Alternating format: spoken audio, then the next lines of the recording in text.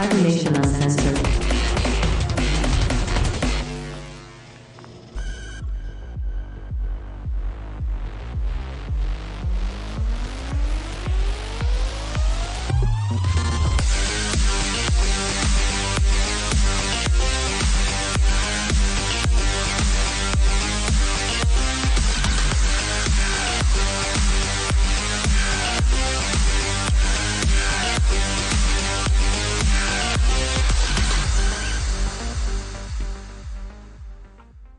Welcome, everyone, to another episode of Tale from the Forlorn Hopes.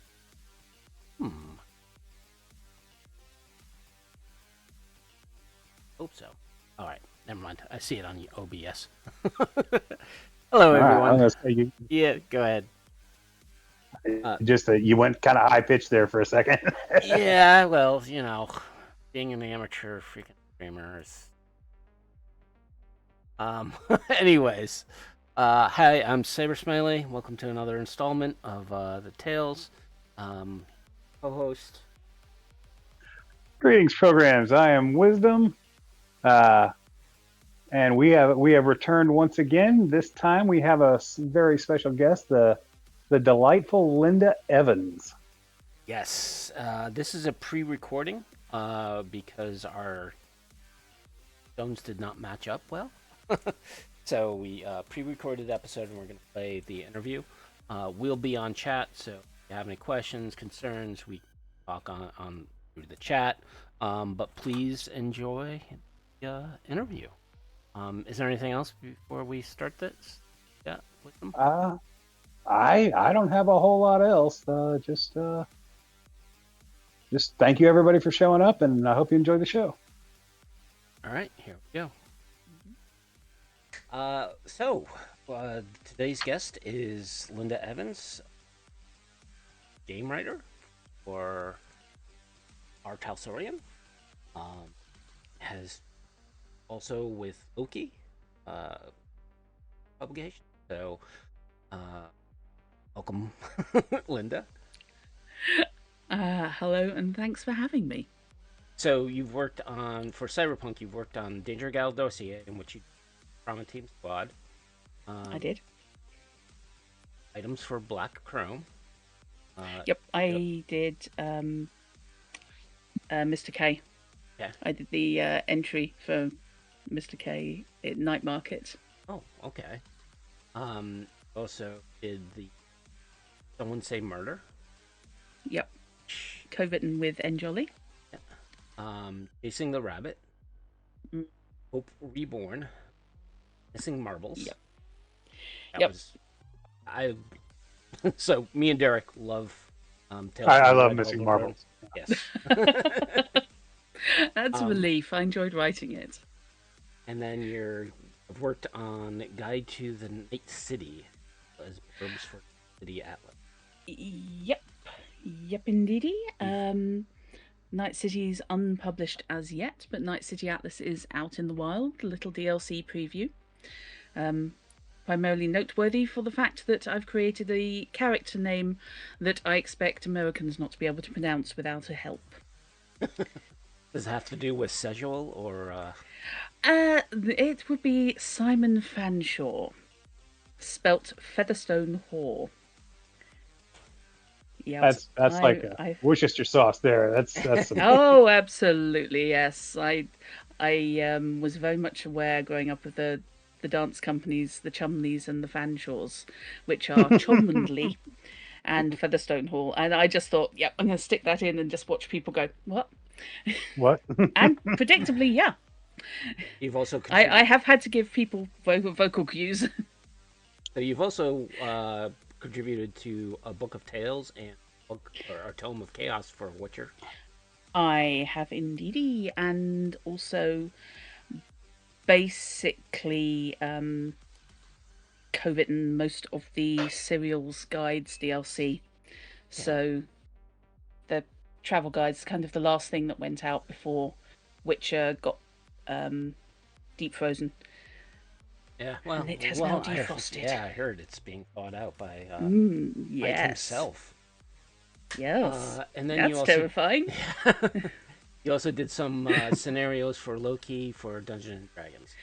I did, yes. I did their Into the Depths for their subterranean map books, and I did Pen of Thieves for one of their giant books of maps. So you get to explore underneath a perfectly normal emerald mining community, and it doesn't involve scads of undead at all. And Awesome. also 15 different ways to die in the same area, which I was quite happy about. Nice. I like to give people options. So, Yeah. Are you claustrophobic? Would you like to drown? Would you like to drown in a claustrophobic tunnel? Off you go. so these are Well, let's questions you play have the to ask descent. for session 0, right? Yeah. Yeah. Yeah. Um, I am very conscious of safety tools, you see. So I know that there are some things that will tweak people's issues, and I don't want to force people into something they don't want to do. So I want to give the GM as much option as possible to still freak people out, but without then needing to send you a therapy bill.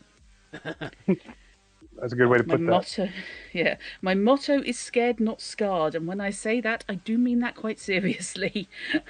I like want that. I people to like go that a away lot. rattled, but not actually weeping into their coffee. Okay. I've So, I've created the weeping into their coffee thing, and I gotta say it was satisfying, but I felt awful afterwards. Yeah, I discovered that surprisingly, in a Halloween scenario, I discovered various people were very sensitive to the way I said the words maceration tank. Although that was probably because I leant into it a little bit and just went maceration. I mean, that's pretty sinister. it is. Yep. Especially when you're knee deep Yeah. in it. So, we start off, I guess, with the full auto questionnaire. So it's short, quick questions with short, quick answers. There are no wrong answers, Yep. but there's right answer. So, Be aware I will forget everything I ever knew about any genre at all. That's the way it works. yeah. Feel So- free to rant. Feel free to go off on tangents, but try and keep these first questions. First questions, yes. quick as We possible. want to be focused on these. So 2013, 2020, 2045, or 2077? 2045 by a nose. All right. Cyberpunk. Favorite cyberpunk role. God,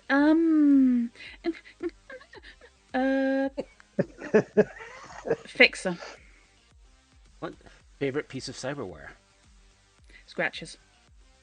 Favorite Nice. cyberpunk weapon? Favorite cyberpunk weapon? Oh God. You get a It's twofer right the Russian greatsword that catches fire and my brain has just fried on. Excuse me. That's in Black Chrome Plus. Oh God. Flaming sword of thing on Russian. Yes.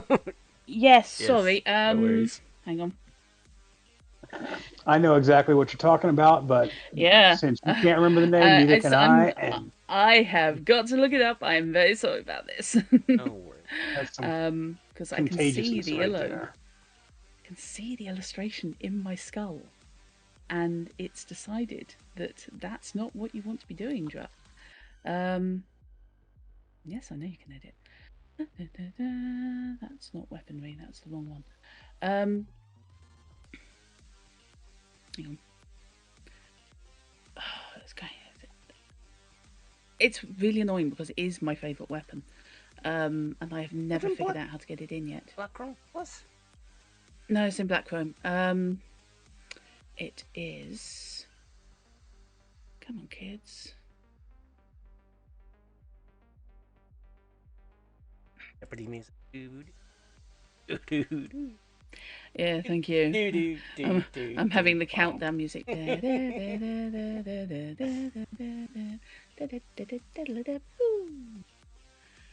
Oh, come on, weapons. There we go. The Rostovich Cleaver?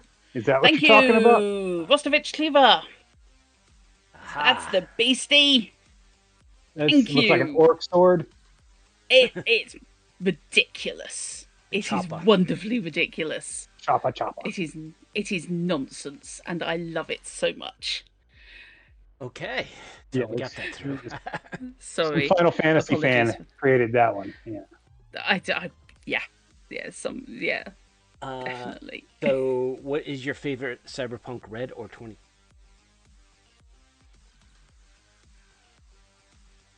I am going to say. I'm going to say Hope Reborn. And not just because I worked on it. Not just because it was Nope. named after it. Nope. Least favorite Cyberpunk Red or 2020 book? Oh, God. Um, The first I to say think I will not Neo answer. Tribes. Uh-oh.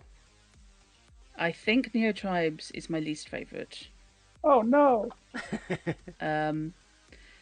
We could get into Purely because it is so out of date now. Really, I think it's the content. The context is good. Content is good, but I think it really needs a rewrite. However, actually, Rough Guide to the UK again so desperately needs an update. Got it. Yeah. Favorite Night City gang? Favorite Night City gang is, oh God, for punching bags, Maelstrom. Favorite megacorporate? Biotechnica, hands down. God, you can be disturbing with that.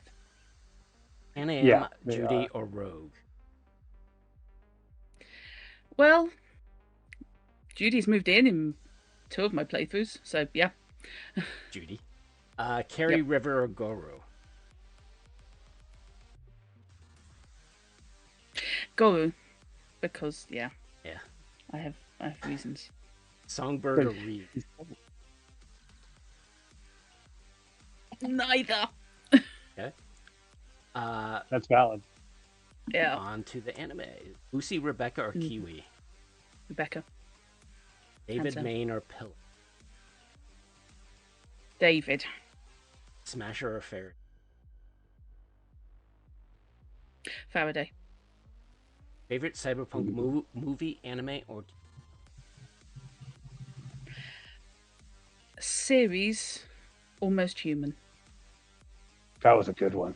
I really liked Loved that it. Loved it. favorite Cyberpunk It should've- fictional character?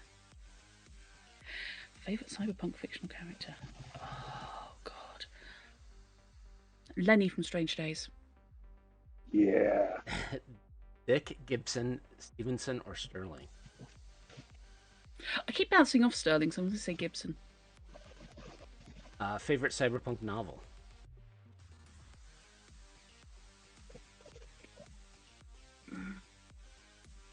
Sorry, I have a list. You're looking to see which one's number one? I'm looking to see which one's number 1 this week. I Virtual was going Light. to say for me that shit changes daily. Yeah, they kind of bobble around like they're on corks. Virtual Light. Book? Favorite Cyberpunk comic or graphic novel? Yeah. Comic is.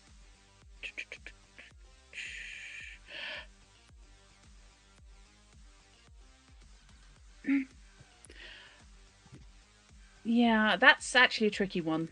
I'm going to pass on that because I have Problem? several babies and I'm not willing to play favourites. Last question is Shadowrun Cyberpunk? Yes. Oh, and by Alright. the way, just put down Grimjack for the comic. Grimjack. Oh, I've never heard of it. Crimjack's good stuff. Yep. Yeah. I love Grimjack. And you will never persuade me it's not Cyberpunk. I'm very sorry. I mean, it's every bit as cyberpunk as, say, Cowboy Bebop or Yeah. Firefly, which is very Yep. cyberpunk, is if you just take out the space travel. Firefly is a bit, yeah. But yeah, Grimjack is also things like Bloodshot, Ray. I'm very big on Valiant.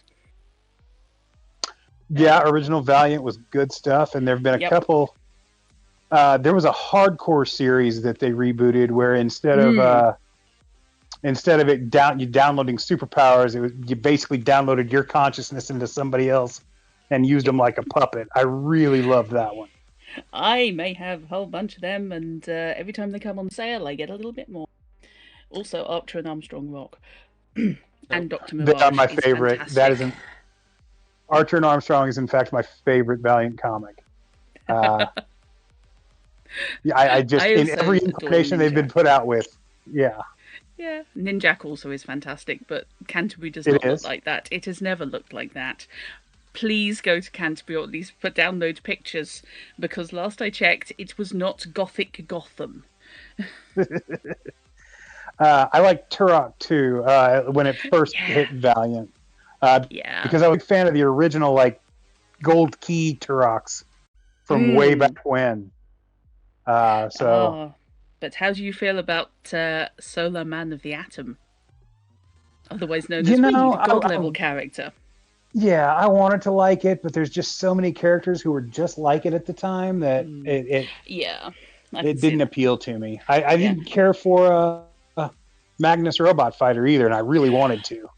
No, his primary achievement is not showing his pants despite wearing that tunic. Solomon Grundy want pants too. Absolutely. And I do mean pants as in underwear because I'm British and that's how I talk. That works. Yep. Yes, we might have to do some translation.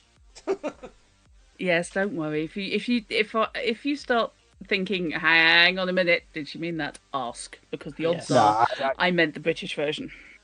I very much feel that if our cyberpunk loving audience can't figure out the British terminology at this point, that it's too late for them anyway. Oh, you would be amazed. I know I would. I would always be amazed and disappointed, but we are what we are. And one of my good friends is Welshman.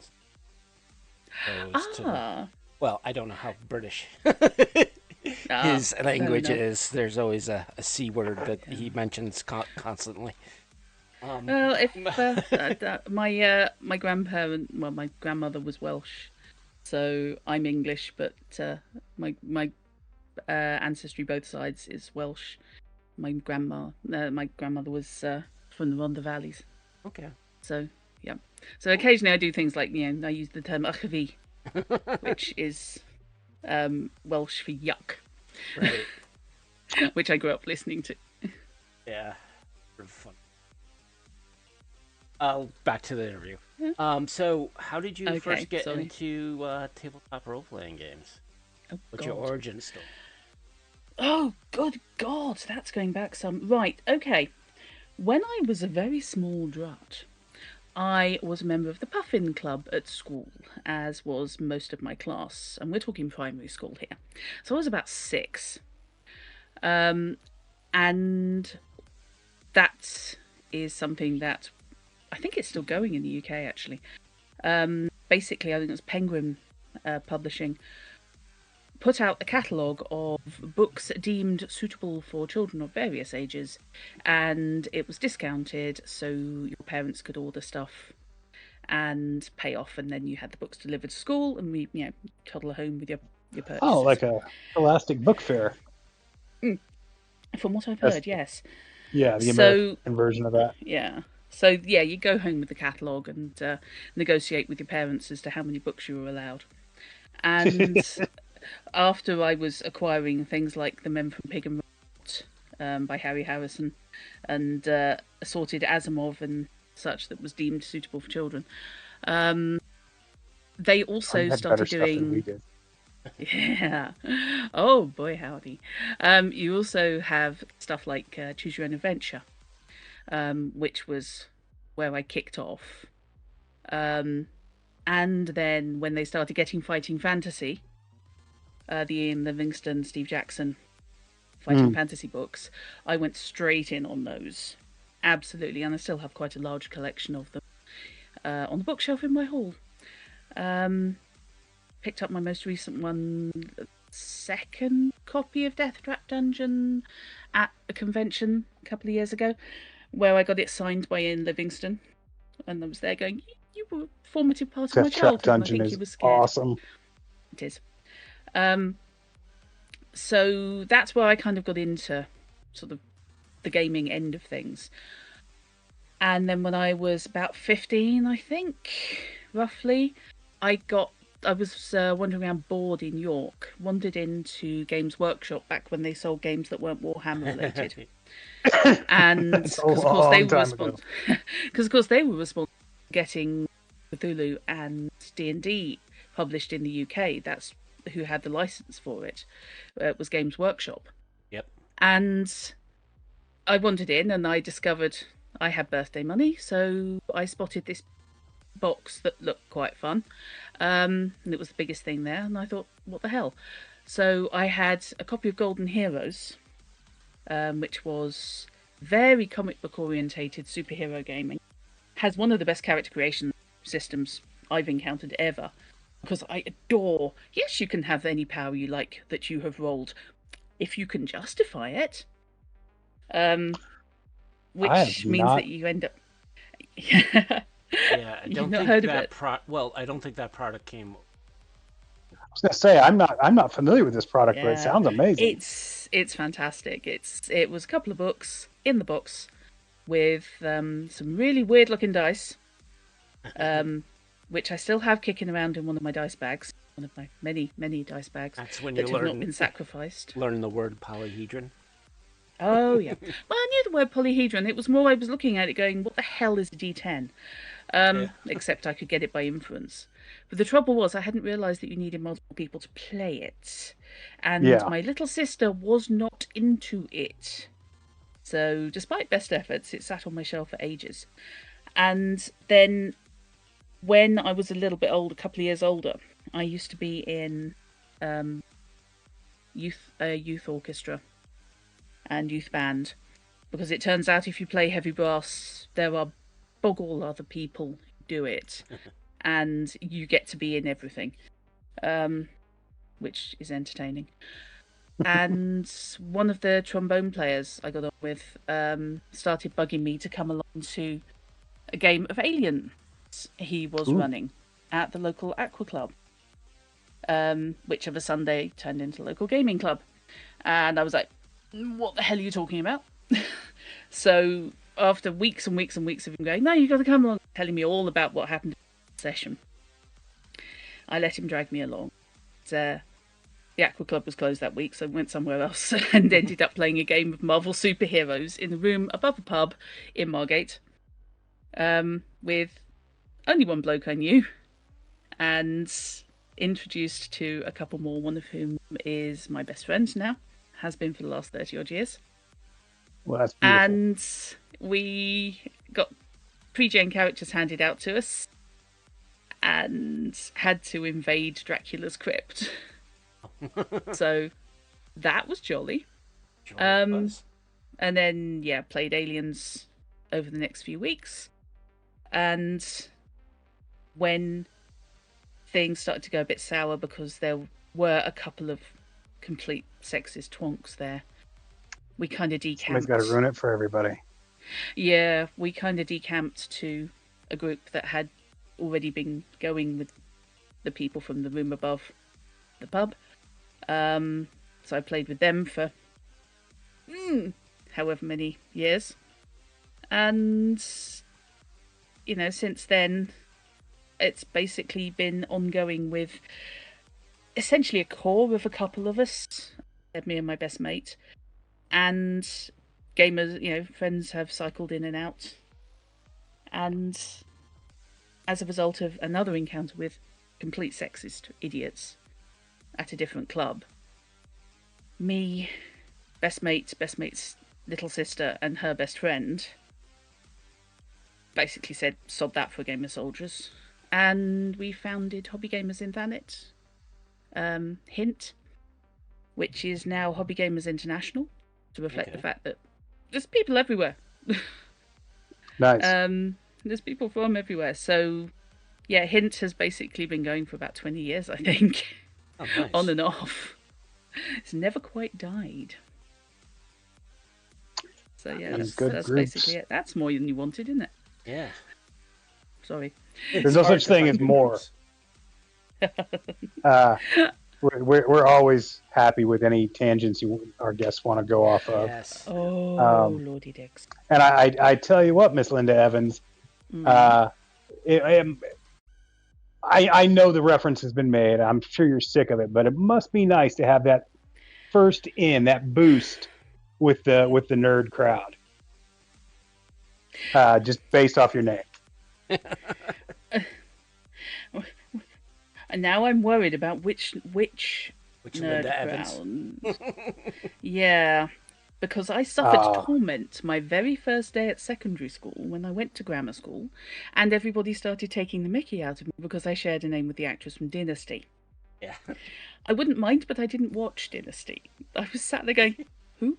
Tell them to watch Wonder Woman. It's much better stuff. Yes.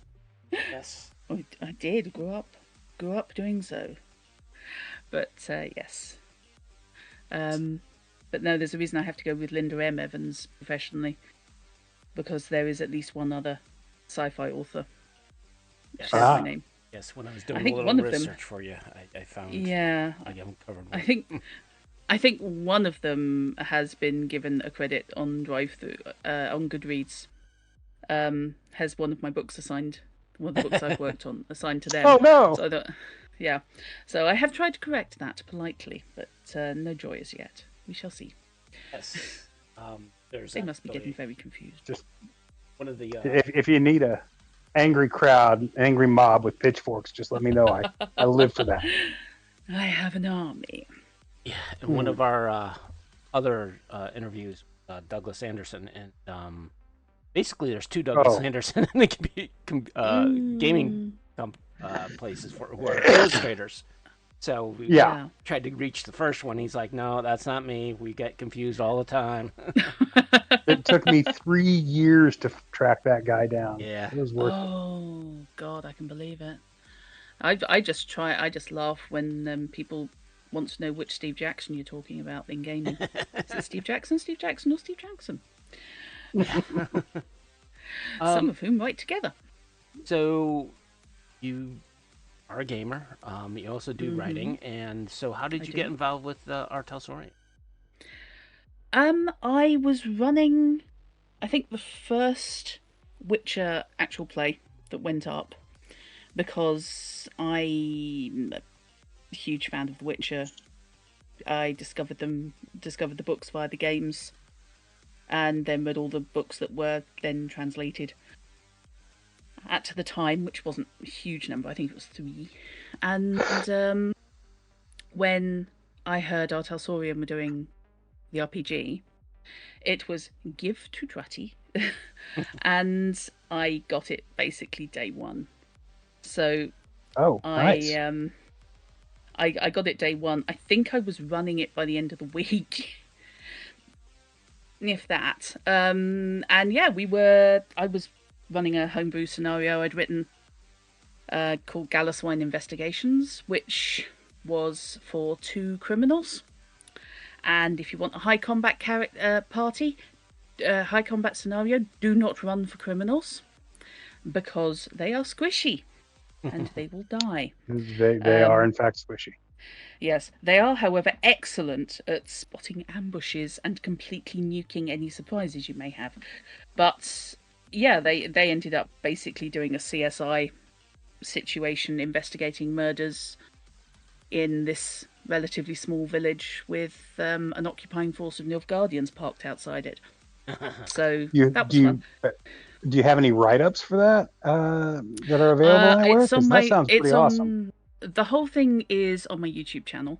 I would beg that it be viewed forgivingly, because A, I was learning the rules, and B, I hadn't actually started streaming long, so there were, cock-ups in camera placement and things like that.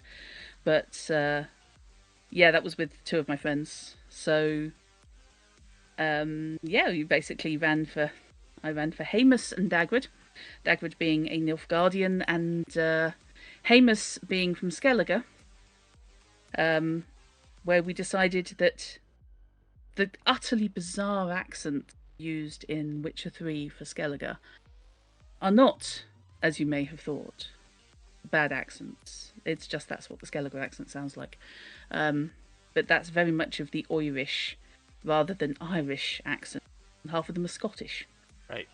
It's a pretty weird one. It's wonderful. It's great. So he very much went with a "what's that then, Ted?" level sort of Irish accent for Hamus, and yeah, he spent most of his they spent most of their time trying not to get killed and sorting out problems, which frequently revolved around the brothel set up outside town by the Nilfgaardians to both improve the morale of the troops and also kind of as an outreach program, so they made it open to the villagers. This was in Geso, the province of Geso, which is basically a bit crap, to be honest. And yeah, so I ended up with such things as basically half the employees of the brothel turned out, in fact, to be ninjas working for Nilfgaardian security, intelligence. Sorry, there was a murder. There was also a murder to investigate in town, with possibly associated hauntings, and a full-blown incel member of the Scoia'tael looking for his ex. So it was interesting. I mean, that sounds pretty layered there. Yeah. Oh, I do layer, mate. I do layers. But then, when I was running that, Jay Gray happened to drop into my channel while I was playing and made himself known, and apparently quite liked what we were doing, and got in touch afterwards. And at the time, of course, was their media ambassador. Yep. Among the very many other hats he tends to wear. Because I swear the guy is an AI who does not sleep. No, I don't think he sleeps either. And he is a robot. We started chatting, and I had a look at that, and then did the Jumpstart kit for Red when it came out. Did a proper first look on stream, and then ran the scenario from there, and then Jay Gray said, "Would you like to do a sponsored stream? I can give you the books for Castle Falkenstein if you're willing to run a scenario, if you're willing to run it." So I did the Chekhov Observations, which was, I think, 13 parts of Castle Falkenstein in return for multiple books. I think that may be one of the very, very few sponsored streams I've ever done. Nice. So that was awesome. But yeah, then I just sort of joined the Discord and kept chatting and ended up as one of the Discord's mods, and sort of things spiraled from there. Started writing for Cyberpunk. Yeah, and yeah, I started writing for Witcher. Right. That's what I was originally asked to do. I basically, I got on okay with Jay Gray, and he said, "Would you like to audition? And do an audition piece basically for Witcher." Yeah. So I wrote a 1,000 or 1,500 word scenario. It was only a few pages. Little self-contained scenarioette that went to Cody, and Cody seemed to like it. And I got the gig on Book of Tales to write Stone Cold Lies. So, Murder Mystery in Markham. Which, unfortunately, the way I pronounce it tends to come out as Morecambe, so all my dwarves are Yorkshire. Oh, you don't want to hear us butcher with our American accents. The problem is, I really don't like the Scottish dwarf trope, because I think it's so overdone. To my mind, dwarves should be Yorkshire or they should be Welsh. Because you are not telling me that Owen and Glowin are not Welsh pronunciations. Thank you, Tolkien. Yeah. So all my dwarves, they tend to be a bit northern, like this. So, they're either Yorkshire or Lancashire, and, I get hunted both by the fact that I can never tell the difference between those accents. Yeah, if I remember correctly, 5 miles. Chris Perkins usually tries to do a Nordic accent with. Yeah, Nordic dwarves are good as well. I can cope with those, but I can't do the voice because I sound like the cook from the Muppets. I end up going something like this. Yeah. Yep. I Just start need a fine, and I'm beaker. good for about a line, and that's it. And then I'm off, and I'm the Swedish chef, and that nobody needs to hear that. Well, I suppose it's better than Beaker. Yep. No one wants to hear Can it do go that as well. something like that. Animal Meep, meep, meep, meep, Yep. meep. Maybe a gnome, definitely. I tend to go Muppet Babies, to be honest. Yeah. Animal. So it seems like you've played quite a lot of different type of games, from steampunk with Castle Falkenstein, and you have a lot of fantasy, Witcher, and Warhammer Fantasy role playing, which I see you've streamed. Yep. Finally, have Cyberpunk. Which do you prefer as a genre to basically? Make? If I'm being honest, horror. Okay. Yeah. Horror is my speciality. But you can put horror and investigation, which are two things I really love, Exactly. into any genre. Right. Absolutely any genre. And I do like to do that. That's something I get a great deal of pleasure out of. But it's very much horses for courses. I really, really like sci-fi. I really like playing and running, in fact, cyberpunk and science fiction games. I'm currently in the game of Traveller. I'm going to be dual GMing. That's recently started with some friends. And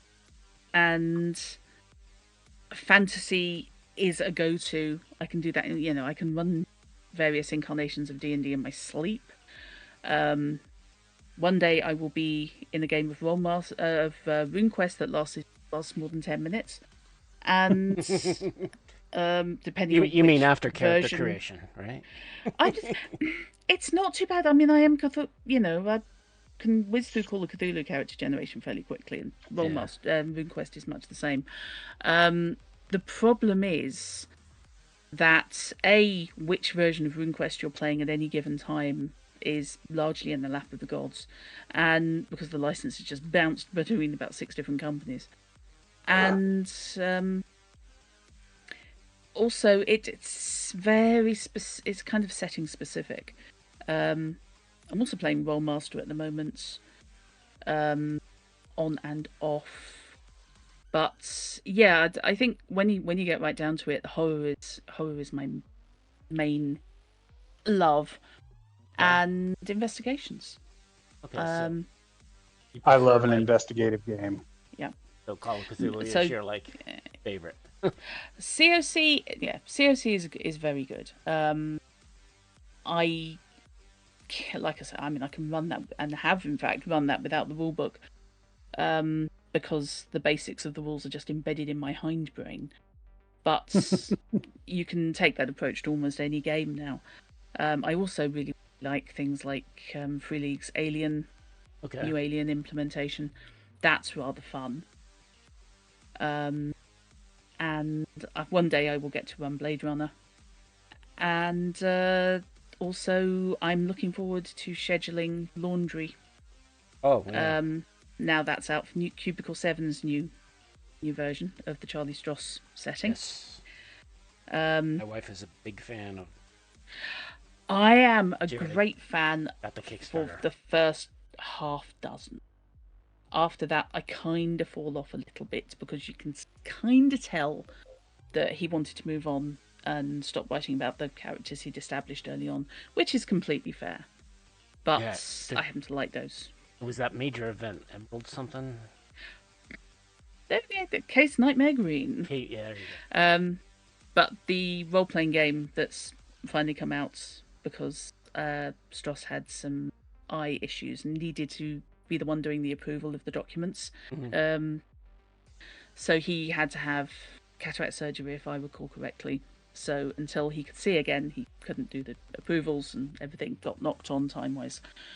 But now they're out, and they are set in if I recall, the first 3.5 books worth of setting.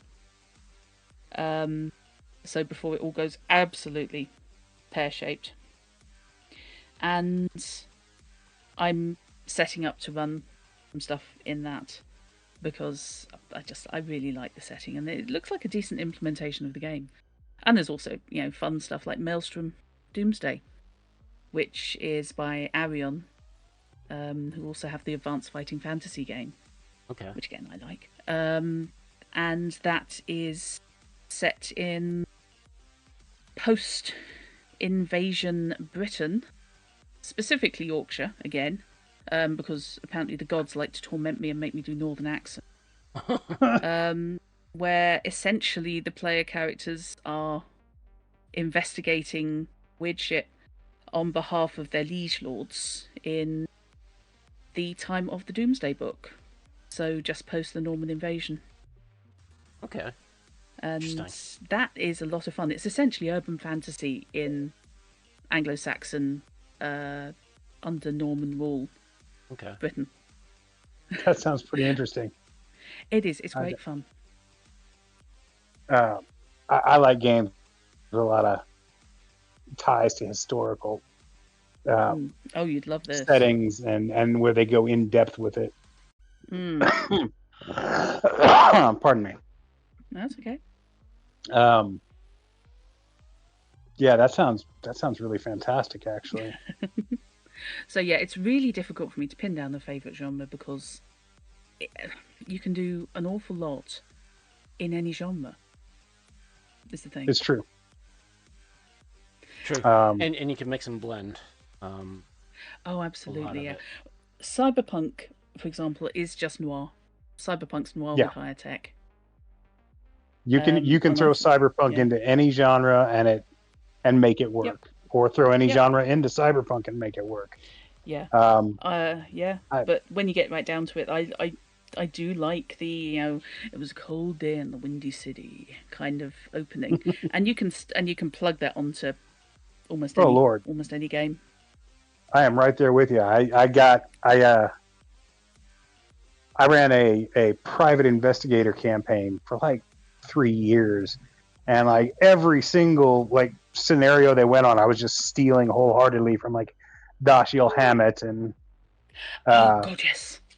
Yeah. Yes. It was just pure noir. Elmore Leonard, like it was great fun. Yeah, Farewell My Lovely is one of my favourites. Ooh, you have taste. And I do. It's weirdly the Dick Clark version of the adaptations, which is almost entirely sort of first person, which is absolutely rather than third person. Great fun. First person is hard to work. Yeah, it is. It is. But yes, that's one of my absolute favours. I think in America it's listed as Die My Lovely or something ridiculous. But it's or Die My Darling. But it's Farewell My Lovely. Okay. So yeah, that's the version I know. I wasn't aware that they changed the name. Yeah. I went looking for it when I was trying to buy a copy digitally, because apparently it's now made of unobtainium. And my recorded off the TV copy died. I got a box full of noir stuff when I was like 17, 18, and that was in there as Farewell My Lovely. Yeah. Cool. Wow. Yeah, no, I love that. There are some films that I can put on as wallpaper and comfortably go to sleep to, despite being interested because my brain can listen along, even though my eyes are shut, and I know it well enough to do that. It's basically just like that. The Thing, Halloween. Oh, and The Thing is the single greatest horror movie ever made. It's up there. It is definitely which one? Up there. 1950s or the Carpenter? Well, John Carpenter's The Thing. Yeah, John Carpenter's semi-tribute reboot is excellent and absolutely fantastic.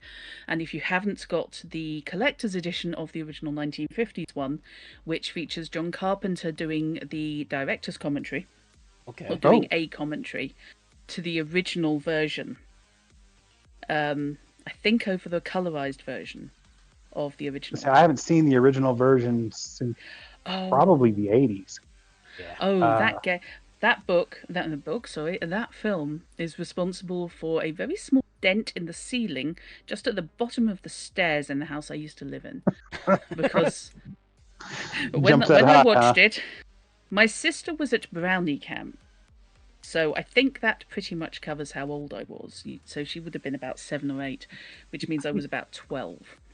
And me and Mum were watching the original Thing from Another World. Right. And it was late night, and I watched it and loved it and had a mild heart attack. And my mum went upstairs, went to turn the light on at the bottom of the stairs, and she flicked the light on and screamed.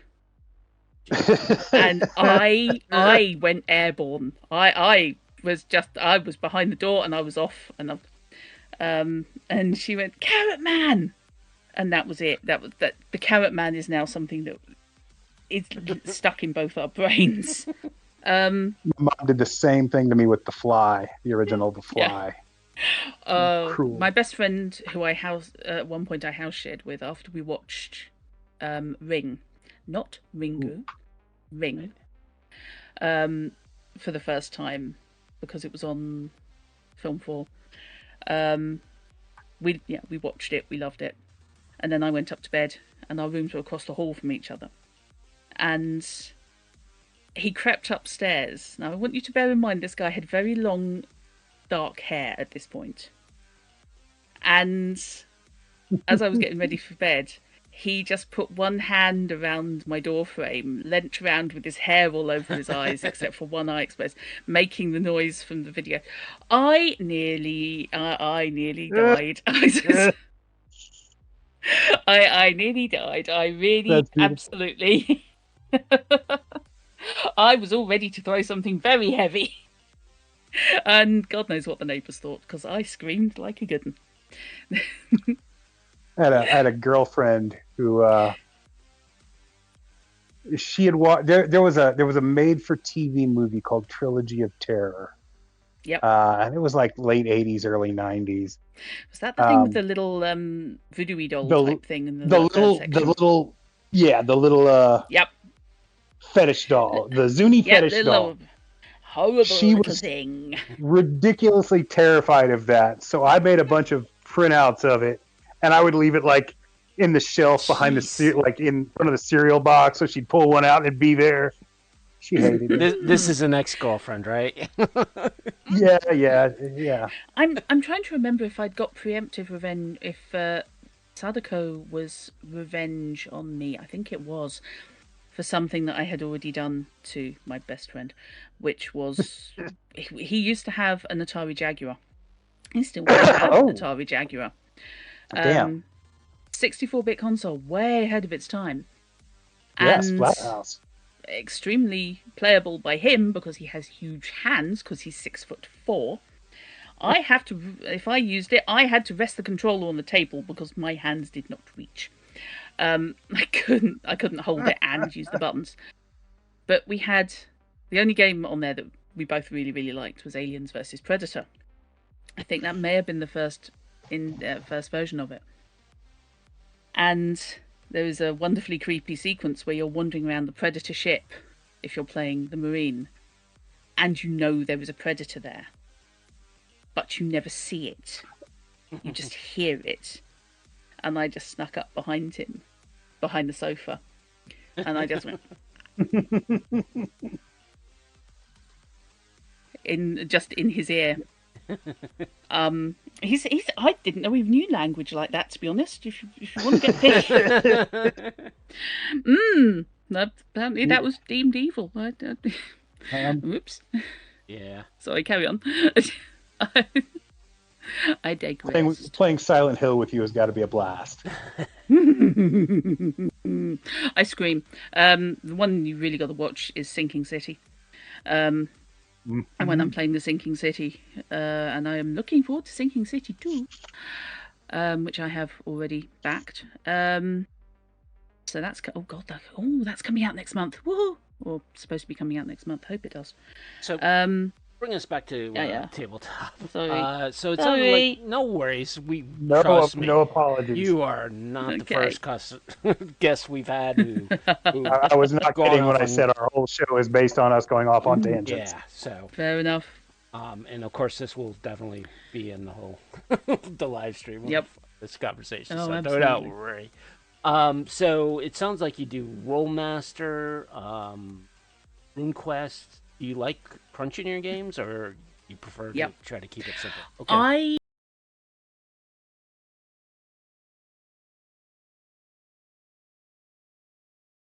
To me, there are an awful lot of games out there that are very, very lightweight. Mechanically, not as in material, not as in, oh my god, it's not worth bothering.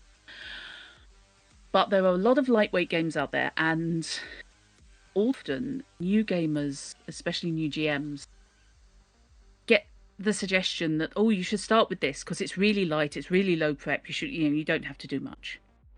There's nothing much to it, and I have a real issue with that because, especially when you're new to the gaming sort of sector, you need scaffolding to lean on, and games with a certain amount of crunch give you that scaffolding. You don't have to keep making judgment calls because everything's an edge case, which you do on a lot of the very sort of one-page games, the low prep games. When you're an experienced GM, yeah, fine, fill your boots. But for newbies, crunch is really, really useful because the judgments and the rulings have been made for you, so you can focus on what you're actually doing and running the game without having to decide how you're going to respond to a player deciding to do something lunatic, because the rules already been written. There is already a framework there you can lean on, and I really like games that have that kind of heat to them. Friends of mine are more crunch orientated than I am. I like to know the rules. I like them to be there. And then if I want to abandon ship on them, I will do that. But I want to know what I'm ignoring before I just randomly decide to leap off into the ether. And I think that's another thing with new gamers. Just because there's a lot of crunch does not mean... Absolutely, yeah. I mean, we both still prefer 2020 to red, so you could tell where we fall on that spectrum. See, I don't think I ever actually played it. I created characters for it. Games were supposed to happen, and then life interfered. But I may have played it like once or twice, but read all the books, or most of the books, repeatedly. And I think part of the problem towards the tail end of 2020 is there was just too much material. It got very, very heavy. So there was almost too much that you could drown if you weren't exercising some discretion about what you engaged with, what you didn't, and what you were going to bring in. Because the temptation is, all of this material is here. I want to use it all. Yeah. No, you definitely have to pick and choose as per situation. Yeah, that way you end up just drowning. But yeah, it's when, as I said, when newbie players are still at the can I do X stage of role playing, before they say I want to do this, it's can I do this? Can I do X, Y, Z? It really helps to have those training wheels of crunch behind you, just to give you some support. Yep. Yeah. Plus, it's not every situation is going to require, not every game is going to require every situation to be covered. But you'll eventually run across a game where you'll come across a situation where, like, man, I really wish there was something to at least give me a hint as to how I'm supposed to deal with this. Yeah, absolutely. Yeah. So you're like, you can't have too many rules. It's just a question of paring them down as to what you're going to use on a regular basis. Yeah. Also, a really solid core mechanic is essential to a good role-playing game, in my humble. Truth. Which is where,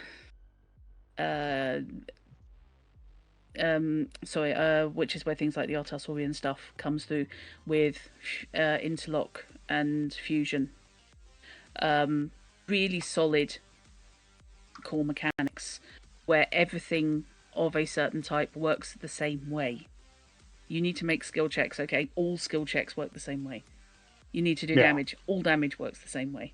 It's where early editions of D&D fell down because, if you want to do, if you wanted to hit something, you're rolling a d20 to use skill. If you were a thief, you roll in percentile. You want to do something else, you roll a d10. Yeah. You want to do bend bars, lift gates, you roll under. You want to do a save, you need to roll over. And it's just... There's no consistency. There's no... Yeah, it's all sorts of various mechanics.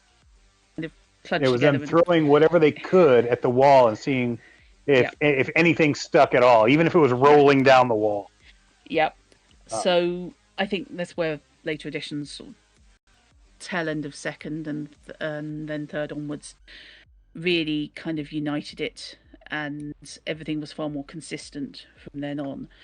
But a consistent core mechanic is very, very important to me. The level of crunch can vary, but so long as it's got a core mechanic that makes sense, is consistent and works, then I think you basically can work with what you've got. Yeah. Like even Call of Cthulhu is on their 8th edition, and their mechanics are 7th. Yeah, Call of Cthulhu's on 7th. But that system, there's been small tweaks, but they're also the newer rules are kind of making them more in line with the core mechanic, right? Which is percentiles.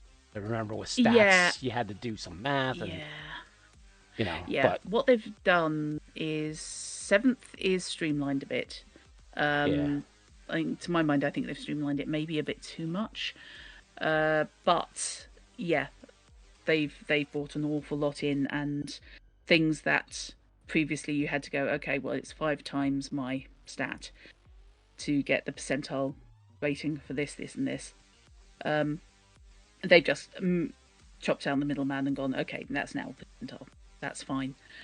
On the basic rule setup and the rule book, I happen to think 6th is where COC has peaked so far, because it's just so well laid out. Yeah. And it's so well put together. And they had by that point nailed down an awful lot of the inconsistencies and things, and ironed out the problems of earlier editions and things that were grandfathered in from sort of, for second or third. And you can find stuff in it really easily, which is such a big bonus. I'm a great fan of really good layouts. So looking at you, Cult First Edition. Yeah, I heard Cult. It was edited with a chain.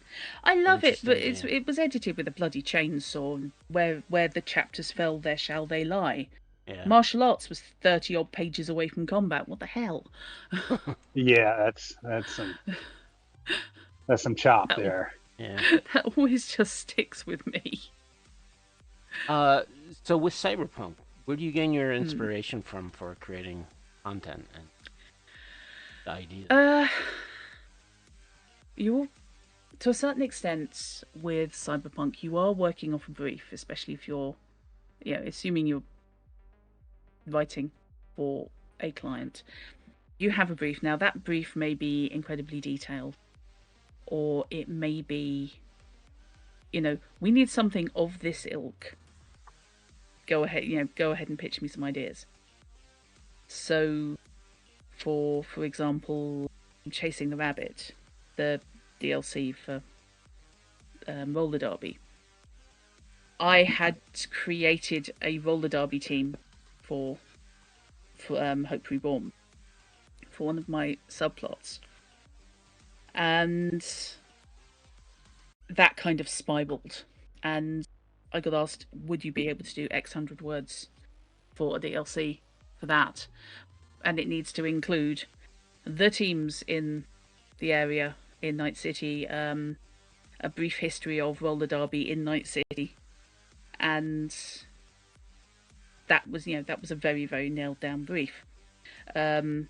Whereas the brief for what ended up as Welcome to the Neighborhood was, you have the chapter where they have moved in to check out the area where the new Forlorn Hope will be. I need half a dozen scenarios. Off you go. And short scenarios. That right? was short scenarios. Yeah, there are several. Let's be generous here. There are several short scenarios in Hope Reborn in my chapter, which was a challenge, and is the reason that one of the scenarios didn't make it in, because I wrote it and then we kind of realised that actually, you know what, that really deserved its own thing. So I probably am going to put that out as a homebrew or something at some point. But yeah, there's 1, 2, 4, 5, 6. Yeah, it is 6. 6 bijou scenarioettes in the same length chapter as everybody else was doing one scenario. So I wanted to look at what people needed. What does the scenario need to achieve? Is it that they need to learn their way around? Is it that they need to get to know people? Do they need to get introduced to local characters? Do they need to find out what the place is actually like to live in? Or what the locals are like and what their attitudes are?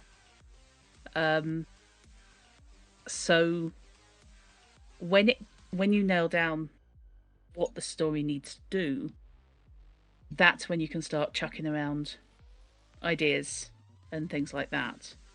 And I harvest ideas from that go into a very large now notepad file for each, I'm not going to say for each game, but for each genre that I run in. And it could be from the news, it could be stuff I've heard on social media, it could be just things that have come up in conversation, a movie I saw, the particularly good or bad book I have read. There's one of the sub scenarios, for example, in Hope Reborn, Boys Night Out, was inspired by a news report from the US about the guy getting killed while climbing a palm tree. And let's be certain about this. This is a Florida man. I think it may have been California, actually. Oh, really? But yeah, having looked into it, unfortunately, it was not a unique event. No.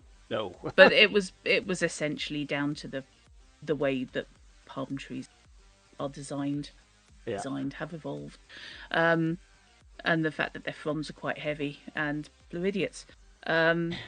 So when looking around for a scenario, I thought, you know what? Let's see what I can do with that. And that ended up as the bijou scenario at Boys Night Out. Because I ran that through a cyberpunk filter in my skull and thought, you know what are Biotechnica up to these days? This will be a laugh. And I got away with it. And that did provoke one of my absolute favourite pieces of art that I have ever seen in any cyberpunk game, because I am just that much of a tragic tragic person. That What's the German word for it? Schadenfreude. Schadenfreude. Yeah, Schadenfreude. Yeah, hang on a sec. It is. I'm gonna show it to you, and you can look at it and go, "What?" Drop it into the chat channel on this, which is there. But yeah, it's loopy. It's where I get my ideas. Literally, it can be. Oh god, it could be a pun, but that might spiral. Something that has happened this week that's going to end up as probably a piece of homebrew, unless I can persuade somebody to commission me to write it, which would be nice. So far, most of the project work you've done for Our Historian has kind of been an assignment. Coming up with an idea. Yeah, I have not yet been able to pitch. Or rather, no, rephrase. I haven't been able to pitch anything to them directly. I've just dropped the image I was talking about. Rough into, Guide to the UK the sounds chat like with it that. needs a rewriting. Yeah, I mean, I was getting ready to say the same thing. Like, Yeah, sounds like you've got a pitch ready. Oddly enough, I have mentioned once or twice that should it happen to come up that might be getting looked at in the future, it would be awfully nice to be able to work on it. But I know at least one person on the Art Historian board, one of the normal members, has said, "You need to try and tell me that hasn't already got a draft copy sat in her files," and I would like to say not provably. And not that I am ever admitting to. But no, one idea that I came up with, I think, God, was it yesterday or today? My sense of time's completely shot at the moment. Was as a result of what I was watching. Oh, it was this afternoon. I've been mainlining Saving Lives at Sea and Coast Guard Search and Rescue SOS when I've been watching TV at all, on demand. And I realised that it might be quite interesting to do a search and rescue orientated trauma team game with embedded media and making use of aquatic nomads. Okay. So boat-based nomads working with contracted for rescue work with trauma team to cover both the air and sea versions, but with added fun and games of smugglers, raiders, unanticipated corporate activity in the bagging area, other mercenaries and edgerunners, that kind of thing. And you also have the Fourth Corporate War automated death machines that are out in the ocean. Oh yeah, it's exactly awesome that kind of thing. It's awesome that you're stewing over a search and rescue. I've been watching. Last year, I started rewatching the old Thunderbirds 2049 anime. Oh God, that's going back some. That was so much fun. Back.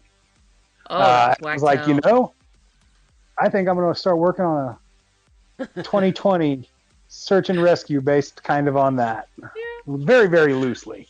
Yeah. So, yeah, I was initially thinking of, well, it'd be quite fun to write a few scenarios based in that, keep it episodic. And then I thought, you know what, I could just write it DLC length and, maybe pitch or just write it as a DLC homebrew so that it's consistent in length and it stops spiraling. So get the setting down and then maybe a couple of scenarioettes attached. But it was inspired by the fact that the same story happened on Saving Lives at Sea and Coast Guard SOS, which are two different programs on different channels. But the same rescue featured because they followed it via the lifeboat, the RNLI lifeboat, for Saving Lives at Sea. Right. And with the Coast Guard Search and Rescue helicopter, which was basically this absolute idiot whose yacht had got caught in breakers and was getting smashed against the rocks underneath the harbour wall, and the lifeboat had tried to rescue him, and the water was too shallow to get to him, so they had to use the helicopter. The Coast Guard helicopter had to then perform the rescue. But it was fascinating because I'd watched these on like 2 consecutive weeks, and I was going, hang on a minute, it's the same bloke, same guy, same boat, 2 different points of view. So I love the idea of like an embedded media in these rescue situations, who would of course also have to be at least vaguely competent in some form of mechanics or combat, Yeah, you gotta medicine or something, because otherwise, they're just going to get jumped in the sea, and they're making that a TV spot in Night City on one of the networks. beautiful. I think it would be fun.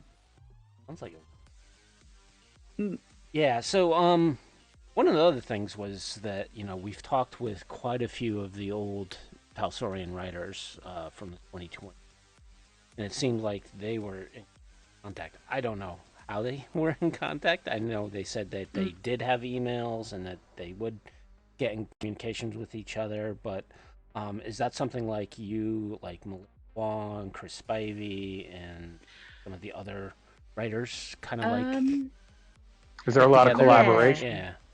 There is a fair bit of collaboration, yes.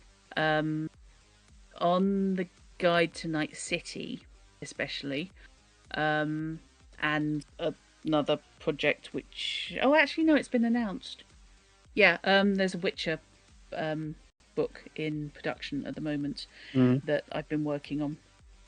Okay. And that's a biggie. There's a lot of us. So what they tend to do at the moment, didn't used to, and I have done a couple of collaborative bits, but we've gone from kind of regular meetings when I started with Witcher, because they hadn't really used freelance writers before.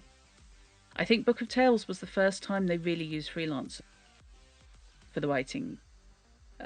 Art's always been, both in-house and freelance, but I think for writing this was pretty much the first go. So they were kind of figuring out how it would work. Yeah. And for that and Term of Chaos to a certain extent, we were having regular like Zoom meetings and things every other week or every week. But to be honest, we were also, me and the person I was writing with, whoever that was at any given, we were also sort of DMing each other on Discord and stuff. Right.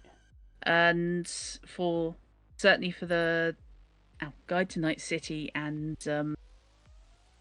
the Forlorn Hope, the Hope to Be Born, and now the new Untitled Witcher project, which has a title, but I'm not telling you. I don't think that's been announced. No worries.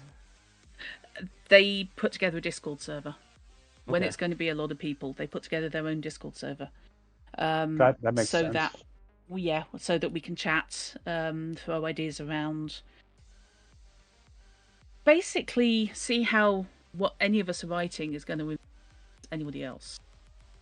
Do you want to put a hook, drop a reference or a hook into your scenario that might pay off later there? Do you have anybody who might be useful in yours that I could borrow? There was I needed a musician for one of mine. Or I wanted a musician for one of mine. And I think it was Chris Spivey said, well, I've got this person. Does anyone want to use them? They're going to be turning up in their story. And I was like, I would very much like that. That will fit my niche perfectly. So let me have what you've written up for them, so that I don't directly contradict anything.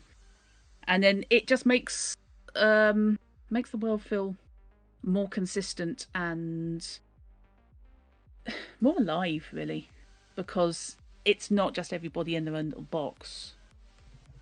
Yeah. So we did a lot of that also with the Guide to Night City, which I am not going into specifics of. But between that and But we are yeah, really witch looking stuff. forward to that supplement. So Yeah, there was a thing for the Night City that somebody Shut up. came up with. I think they did as a joke, and then we kind of went, you know what? That'll be a laugh. And it has now.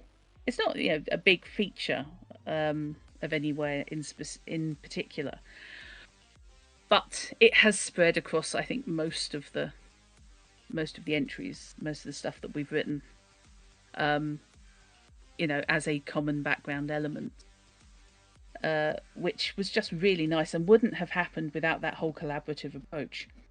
But it also means that when you're sat there going, I have a document and it's 500 words over, please somebody who isn't me take a look at it and do some nibbling. Or what am I missing? I've got this plot and this plot. I can't work out how to fill in the gap without, having some kind of, and as luck in the script would have it. So, we can kick ideas around, we kick lore around, we can check lore with each other to make sure that we're not going off at complete tangents, and that, we're not contradicting things that have been established as happening. Right. And just generally support each other in the writing. It's a really good way of working. It is very collaborative and it's very nice. And I'm very glad that we now have access to things like, direct messages, rather than having to solely rely on email chains, because Oh yeah. that's a pain in the neck. Please don't get me onto email. I've had recent trauma resulting from email going peculiar. Yeah, the old writers had it in the 90s, so emails were still kind of, gotta wait X amount of time before I get it. Oh God, old being 90s. Oh dear God. But sorry, I'm just going to crumble into. It's fine. Yeah, we had to murder our phones just to get online. Oh God. Sorry. The screeching of the modem. But yes, yeah, exactly. Sorry.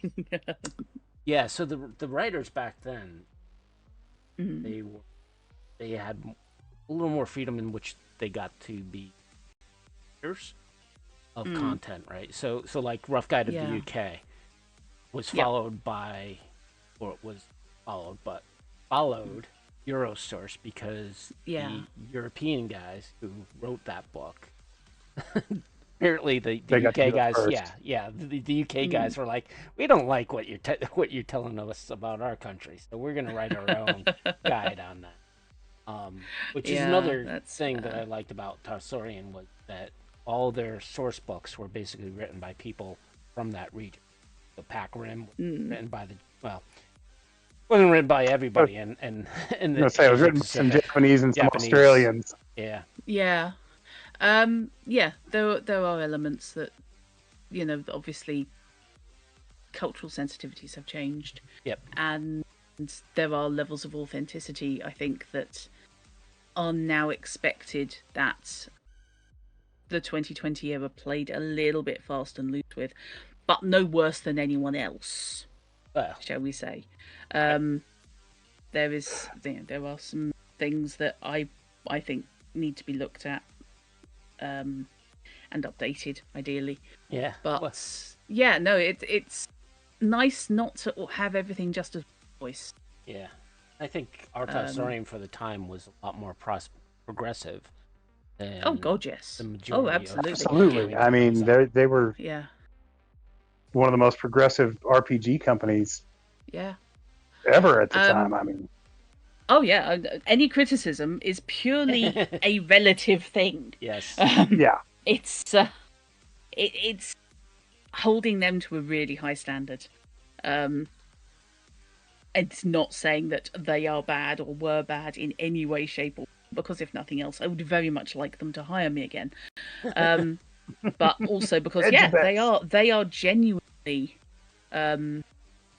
it's a very American term is the progressive thing, but it's they are a very reasonable group of people, and they are all decent human beings, and I don't think that you can work with them without also being a decent human being, because I don't think Yeah. I don't think it would fit either way. I think they'd get ticked off, and I think writers would probably find it too restrictive if they were not already on board with a culture of leaning towards, diversity and equality. As kind of baked into the DNA of the company. I gradually, since I started running Data Fortress in like 1996, I have gradually made friends and contacts with a large portion of the old Artausorian crew. And since we started doing this show, we know almost all of them. And I have yet to talk to a single person that worked at Artausorian that I would not invite in my home. that wouldn't have a place on my couch if they needed it. Yeah. Like they've all been fantastic people. Yeah, they are absolutely good eggs. Yeah, one of the things that they always say is Lisa and Bleacher. Yeah, and they have an uncanny ability to just gather good people, not just talented writers and artists, but good people. Oh, I am genuinely really annoyed because I am a huge admirer of both of their works, because Lisa is just bloody terrifying when it comes to her knowledge of lore and LORE and ability to pull together information. Co-wrote The Witcher, of course, with Cody. With that being Cody's first game. And now, of course, he's doing Shadow Scar on his own, or broadly on his own. And that's his baby. But a huge admirer of Mike Pondsmith and Lisa Pondsmith for their different ends of their work. Yeah. And I don't get intimidated that much by people, but when it's somebody who I respect hugely and I'm kind of having to engage with them, and it's like, fine, not nervous, it's okay. But they do seem to be, objectively lovely. I mean, I wouldn't want to get on the wrong side of Lisa in a contract negotiation, what I've heard, because she would eat me. But as a human being, absolutely, they seem to be absolutely fantastic. God, Mike is a real presence. That not surprised me, but it's Will when somebody lives up to your impression of them. Have you met them? Unusual. Met them in person or just online? Just online, and on video call, couple of video calls, and I had to turn down my speakers at one point. Because I had to turn down his feed because he started talking, booms. And I've got in my headset a couple of vibration packs in the earpieces, because I've got a Klim Lynx headset, and the idea is that when you've got strong bass or when you've got things like gunfire going on in games, it will trigger the vibration packs, which makes it feel like the bass is coming through more strongly. Because it's the equivalent of a bass cone moving, only it's being triggered independently rather than by something being loud enough that it blasts your eardrums in. Yeah, Mike started talking, and it was equivalent to having grenades going off. My headset just started buzzing like crazy, and I was like, "Can you give me a minute here, because you're talking at a level that whales can hear." Dude's like a nerd Isaac Hayes. It was great, but he is incredibly passionate. They both are. They really are ridiculous. professional. They know exactly what they're doing. They know exactly what they want. Yep. And they do seem to be really good with people. And Cody's just lovely, ridiculous. He's a human bloody golden retriever who knows everything about what he is writing. His knowledge is absolutely on point, and he's just utterly bouncy. Yeah, he's great tell you fun. what, He is adorable. Seeing him write his own system, like I remember when Mike announced, I forget which book it was, but they announced his birth in the back of one of the books, and I just like, man, that seems like yesterday. Yeah, I was flicking through one of them when I was writing on Witcher, and I was like, oh yeah, I'm working for him at the moment. Oh god. I'm now going to feel old in a corner. You can join us. We're over here eating soup, sister. But I tell you what, all the other writers that I've worked with now via Artel are absolutely lovely. They are ridiculously nice, and they're incredibly supportive, and that is such a good experience. It's absolutely lovely. I mean, people like Fran Stewart are lovely. I'd have her and her other half around for tea anytime. Yeah, we just talked to Smicky's good. Smicky's delightful. Spivey. Recently. He's just a hoot to talk to. We've had Melissa Wong on the show. I get on quite well. I get on pretty well with them. You know, I am a fairly being in general, you know, British. So I don't like crossing the streams too much between people I like, people I work with.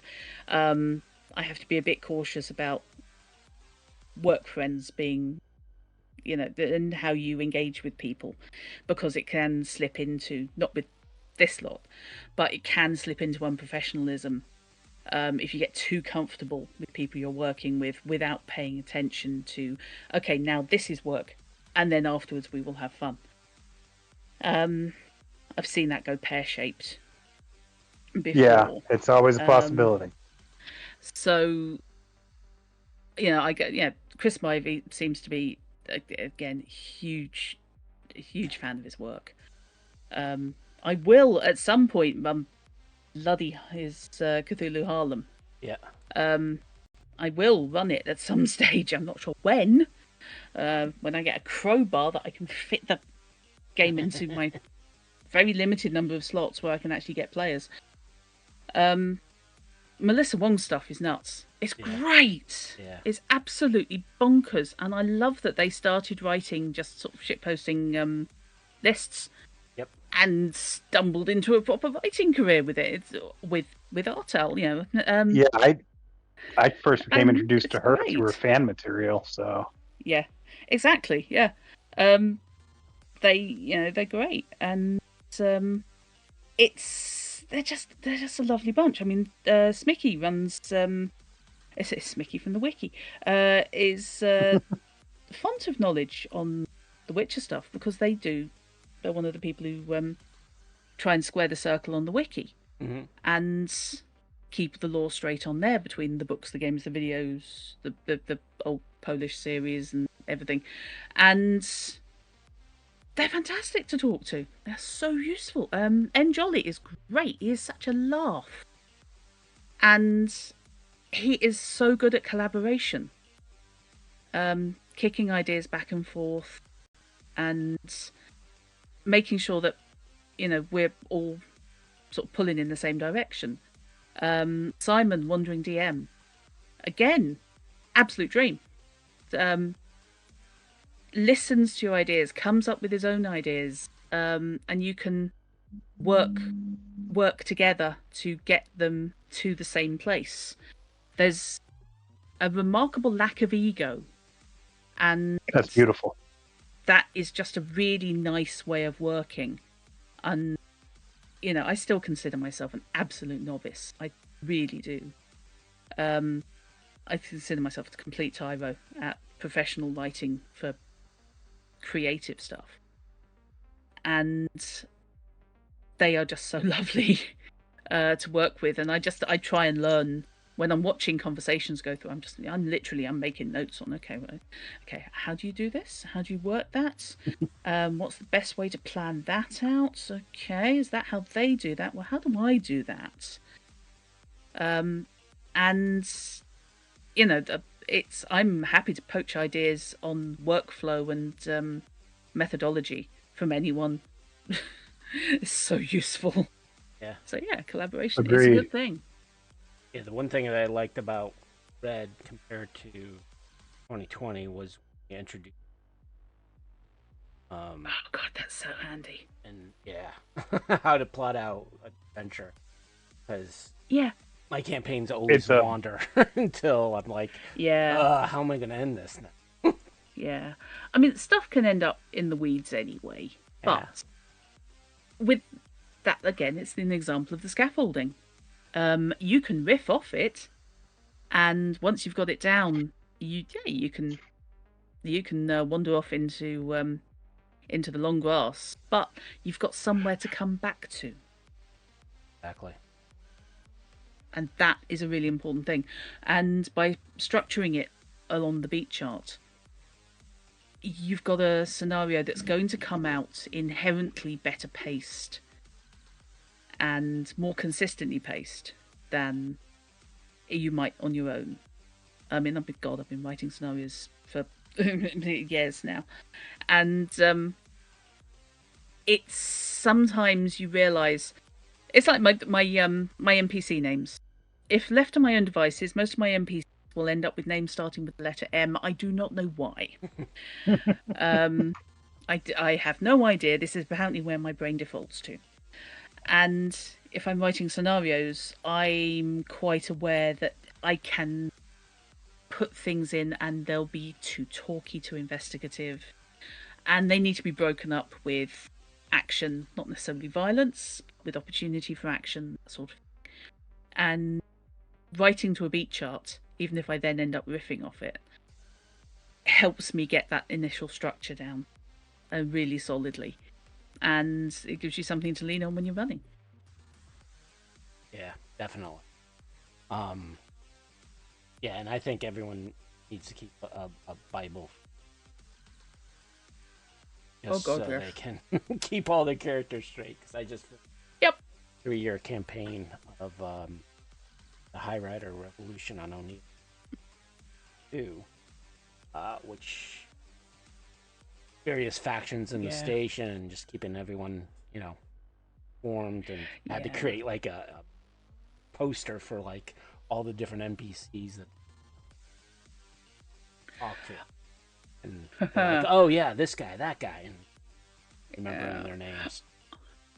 So. Yeah, I like building social networks. I build a social web.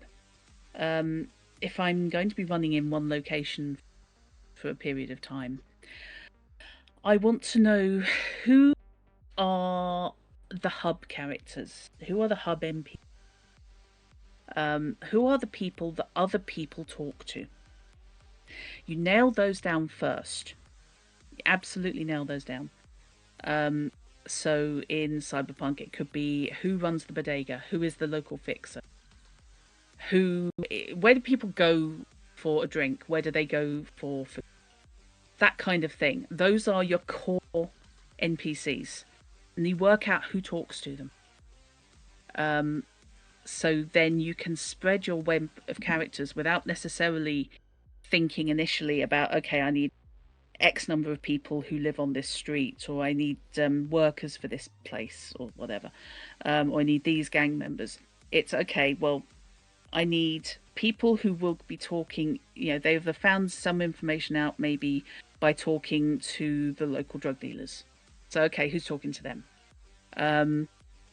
The people who are going to be dealing with the local fixer, well, what do they do for a living? What does he give them? How does he help them? What are their connections? Are there connections between them? And you can draw up a web of who knows who without initially having to create a huge number of characters. and because you know how they relate to each other by how they communicate and how they relate to those kind of fixed point NPCs, you've got an idea of what their attitudes will be, what they know, what they think, and how they're likely to act. And that just makes life so much easier when it comes to noting down who's around, what's going on. Yep. I Sorry. agree. No worries. I mean, that's the conversation. Yeah, I'm just going to hit you up with a piece of philosophy, game design philosophy. That's beautiful. So yeah, that's pretty deep. Also makes investigations easier. Because if you miss a clue, Truth. Okay, who else has this information? Do they all have it? Do they have the whole thing, or do they have a bit of it and on down the road have another bit? Yep. How much are they going to share with each other? Yeah. And if you piss this person off, you've pissed off everybody. You've pissed off everybody they know. So okay, you've now got enmity from these 6 people who are immediately, they are in the close personal circle of this person. Yeah. So that's where you're going to get all your information consequences. from, and you just screwed yourself out of that. Yep. You're going to have to buy a whole load of chocolate and flowers in order to get back in the good books. Or more likely do a Fex quest. That's never happened. What do you think? What do you think are today's cyberpunk tropes? I know it's.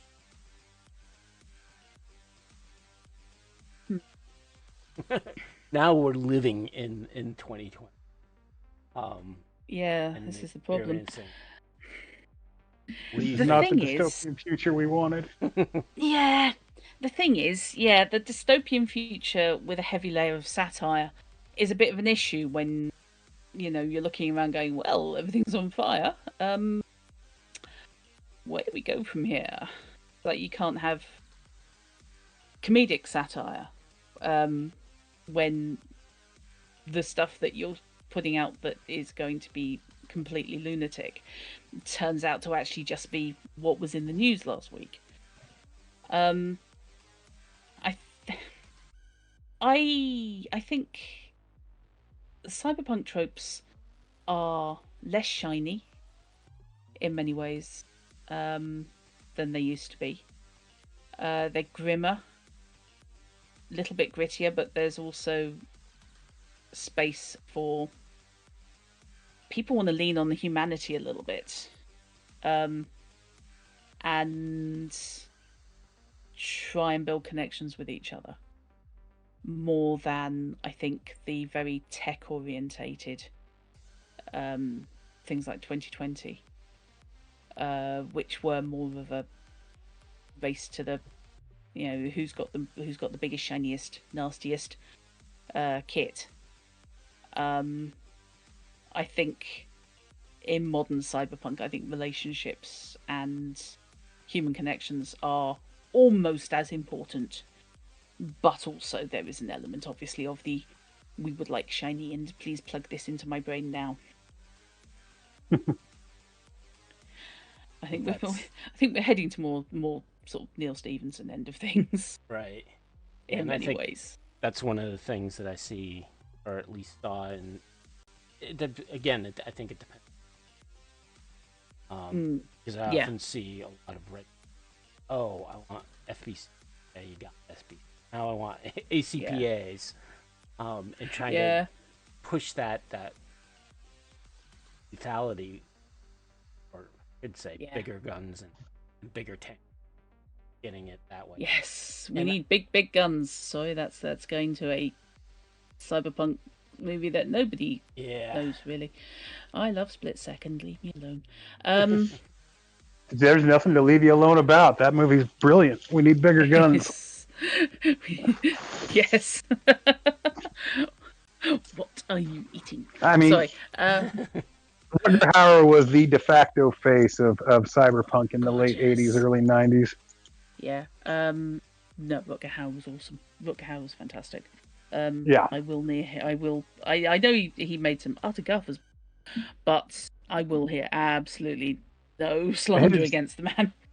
his worst Wait, movies are still entertaining as hell. I don't. yeah, He never gave a bad performance. yeah. I think when I did my first, it was either when I did my first look or when I ran um, the apartment in the Jumpstart kit for Red. Mm.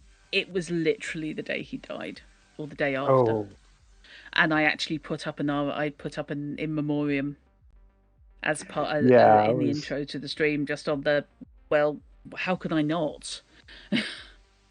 There aren't a whole lot of celebrity deaths that really affect me on a personal level. His did. Mm, He was yeah, such a his performance was just such a big part of influencing me growing up. I mean, yeah. Yes, I mean, obviously Blade Runner was utterly iconic, and still getting reevaluated. Let's say, uh, absolutely. you know, you can have whole philosophical discussions, and depending on your mood, you're like, okay, well, Roy Batty, antagonist, protagonist, hero, villain. The answer is, of course, yes. Yeah, Um, depends all of on the who's above looking at at any him. given. Yeah, it depends on who's looking at him, what time in the movie you're in, and frankly, the the mood of the viewer. Yeah, Because you can be more or less sympathetic at any given time. But yeah, on the current cyberpunk tropes thing, yeah, I think it's more tech with human connection than just the pure chrome that it used to be. I think that's where we are now, Yeah. and I think that's fairly sensible. So almost at time. Okay, 10, sorry. 12 minutes. Do you have any questions for us? Oh gosh, just ask. Um, where do you stand on tech on violence versus violence? Say, um, how likely is it that you'll go to a fight and a crime scene will break out, or vice versa? Fair. How do you feel about things like stickball DLC, or chasing the I rabbit, for example? I I love all the lore, all the like day to day stuff I can get. Like daily life in Night City fascinates me. Always Yeah, has. Like I used to when I first got online and like was first looking at other cyberpunk sites. There used to be a bunch of sites that were just like people's like making up data terms, and those were some of my favorites. Uh, but as far as like violence in the games go, it very much it very much is reliant on the game itself. yeah, Um, like an investigative game, there'll be violence, but it'll be like much smaller in scale. You're not going to get the giant shootouts. You may get like one person plugging another, or a shootout yeah, in a dirty alley. Mostly, it's going to be fist fights because that's just what the genre calls for. mm, If it's a military game, I mean, violence is going to be all over the place.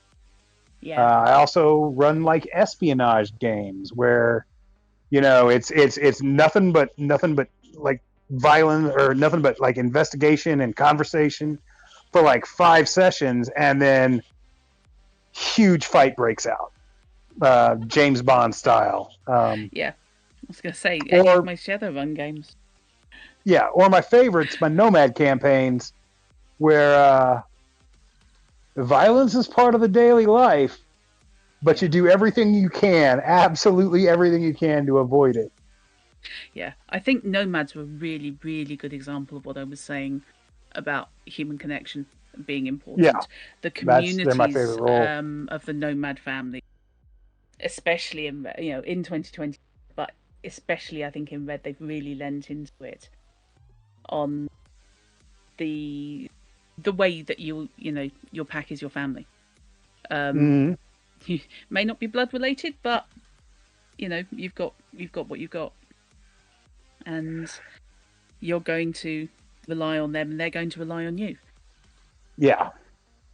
And I think it's when it's all gone completely pear-shaped, which the world has repeatedly in that setting, having the found family that you can then lean on is the way you get through the day. Across the Cyberpunk franchise are such an outlier because they live on the road, but they like highly value education and personal freedom. They're the only ones who are going to eat like fresh vegetables because they're picking them. Yeah. Like I don't know. It's the perfect juxtaposition. Yeah, in the city, you're relying on guerrilla gardeners for that, or you're relying on continental brands coming up with something that will kind of be fresh, but you'll get a unless you're willing to pay for a huge amount of cash for it, it's not necessarily going to be great. Because it will be shelf stable for the next 6 months. That's carrot. What's the deal? Mm-hmm. It's not a grape. It's not an apple. It tastes like grape soda, but it's technically fruit. Yes. That's why I was quite happy to be able to put in Hope Reborn. I was quite happy to put a group of rooftop gardeners into Welcome to the Neighborhood, just because it struck me as something that was going to be useful. It's something not that was only going useful to be, but necessary. Yeah, in a community, it's and it's not a hard up community per se, but it's a community that wants to be a little bit self-sufficient, maybe, and doesn't necessarily want to abandon everything to over-process falsehoods and plastic. These are real people, and people like connections, and they like dealing with other people, and they like making and doing things themselves. And that's just how humans are. Yeah. So from my point of view, it really depended upon security, right? So when I first got into gaming, started off with Dragons. Which I think is a bad system to role-playing games because it's an introduction, right? So it's bust down the door, kill the monster, take the treasure, right? What do you do next? I think if you can cope, I think if you can develop any nuance at all in gaming when you're playing D&D, I think that's a good grounding. Because you've done one of the harder ones, because it is very combat orientated. Right. So transitioning to other games, and I've seen this with a lot of players, especially Forlorn, Punk. They have that mentality, how you gain experience, how you win, quote unquote. So of course, my gaming maturity, I started off with that, but as the years grind by, I start wanting to get into a little more role playing, a little action, a little more plotting of what is my character really want to do with these people. As for Cyberpunk, we started off. The easiest one, of course, were combat scenarios. Kind of started off back in the 90s. When I started playing Cyberpunk, and I've evolved to the point where, Cyberpunk combat is very lethal. You can. There's so one of the criticisms of Cyberpunk, especially when it came to combat, was everyone's going to start becoming, the Michelin Man wearing armor. However, I think that is not necessarily going to prevent that character from. And as a GM, you found the loopholes that basically make armor. So sure, you're going to have a character who's going to look like a Michelin Man, but is he going to be allowed in the club? Hell no. You're dressed like a combat soldier, so get the hell out. Are you going to be introduced? Are you going to be allowed to go into any type of business? or corporate headquarters. No, they're going to look at you and say you need to leave because you look like you're about to, commit a robbery. Exactly. Yeah. This is why if somebody says, "Oh, I'm wearing heavy armor jacket," Yep. yeah, you're not dormant. Yeah, good luck with that. So, and then as a referee, you have unlimited resources and unlimited tools to throw at the players. Yeah. Sure, the initial, I got AV4s or AV6s that can come in and chew you grass. And I was in Derek's campaign, and he was constantly like trying to push us to do some combat, and my character was like, "No, man, I don't want to get in a gunfight. This is crazy." It was like pulling teeth trying to get them to even like put up their dukes. Well, it was like, so the corporate soldiers are probably going to go this route when we really should go this route. I didn't blame you at all. The whole point was to avoid them. Right. Yeah. So in a, of course, in a Cyberpunk game, that is the character's motivation is I don't want to die, and it's quite easy. Yeah. Versus like Dungeons and Dragons, especially now with the newer edition, is like, okay, I go down to 0 hit points. I got 3 saves that I can avoid death, and or even come back from death and be back into the game. Where Cyberpunk was always like, yeah, you're out for a few days, and that was the other thing is you don't want to be damaged because you were out for like weeks or potentially weeks at a time, and that's not good for the game. Medtechs are valuable, mate. Yeah. So so that's Medtechs kind of like essential. Yeah. So from a role playing point of view, new players, I kind of expect them to be more oriented and more action oriented. So that is something I'd have to provide to them. But the older players expect to have a better taste in wine, as it were, than the $5 jug of it. I have to be very considered when writing combat or writing in the opportunities for combat, because I don't think I'm very good at running it. I can, but I have to actually concentrate quite a lot, and I don't want to risk stuff spiraling out of control by losing track of who's doing where and how badly off anybody is, and end up with one of those, whoops, I've just shot you through the head, and oh dear, did you not see hit point? Oh. Yes, I'm now just going to retcon that. And that's kind of one of the drawbacks of Cyberpunk 2020 was the amount I had to do. And I'm sure with Rollmaster you had the same issues, right? Rollmaster's interesting. Yeah, Rollmaster does a lot, but it's not as complicated as everyone thinks. It honestly is. I don't get. I love it. I don't understand people who are opposed to rolling dice. Like, what the fuck do you own all these dice for? I've got like 1,000 dice. I want to roll them.